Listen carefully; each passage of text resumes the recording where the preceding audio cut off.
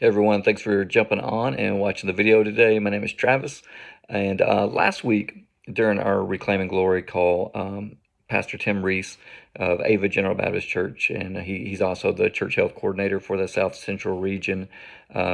He led the call, and one of the things he talked about was the importance of vision within every church, but really especially for a church going through revitalization and trying to build momentum, but it's really true for every church. And so I thought I'd spend just a few minutes talking about that this morning, or whenever you're watching this.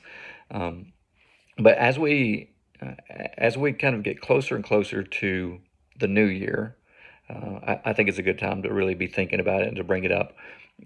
And whether you're a church that's maybe you're being intentional about revitalization and that type of stuff, or whether you're just a church um, who's not, it really doesn't matter. Um, it's important that you have a vision, vision for the future.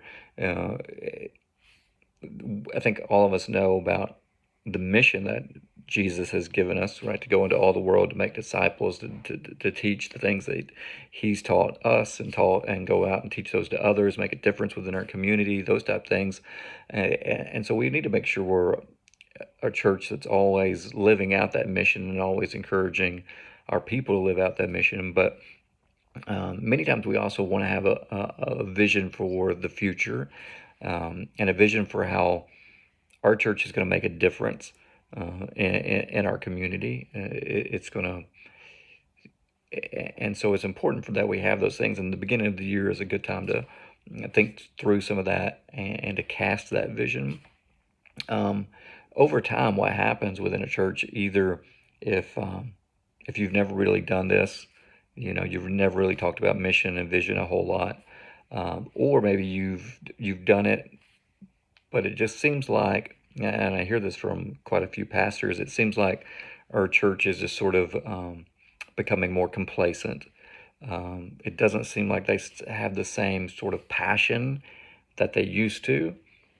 And so I think if you're seeing that within your church, that's a lot of the times that's a sign that the vision, either they've lost the vision, um, maybe they never really got it to begin with, or they've sort of um, it's grown tired, or it's grown mundane, and it's not something they're excited about anymore.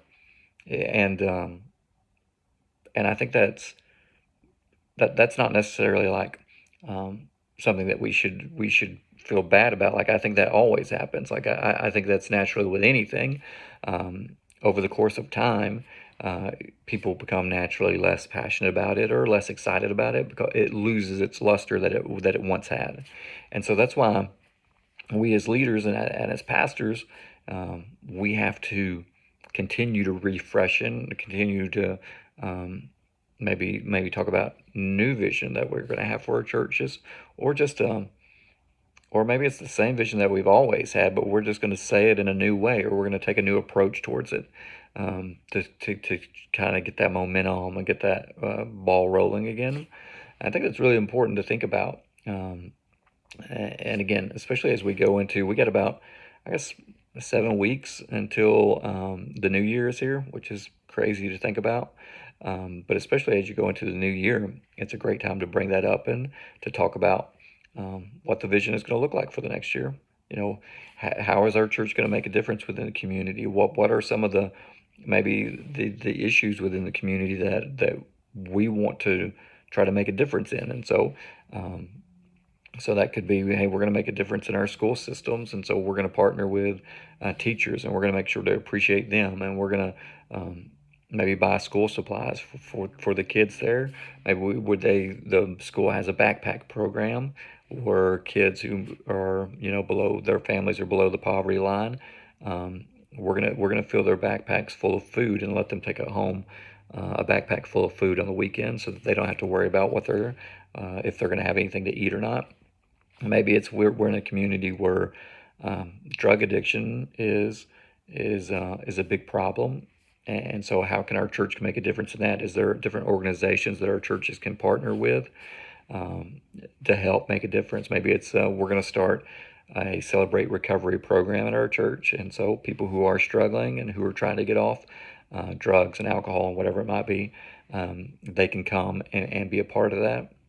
Maybe it's something like, hey, we've had within our community and within our churches and stuff, we've had a lot of people who have really lost loved ones.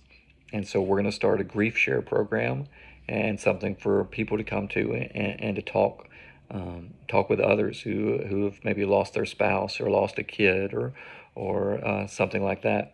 I mean, it could be all kinds of things, right? And you know your community better than anyone. You should, and if you don't, you need to do some research and find out what are the needs within our community for your church to be a part of it. What can our church get behind? And so as we go into the new year, I think you should be thinking about that. And if you need help with it, please don't hesitate to reach out. I know a lot of things are going on this week. Big one happening tonight with the election, and we'll see how that goes. And either way, we know who's ultimately in control, and God's got it. And so I just hope you guys have a great week, and I'll talk to you again soon.